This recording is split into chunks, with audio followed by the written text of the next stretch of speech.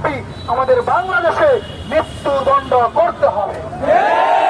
2 নম্বর, ভারতের মুসলমানের উপর উগ্র হিন্দুত্ববাদী সকল প্রকার জুলুম নির্যাতন বন্ধ করতে হবে।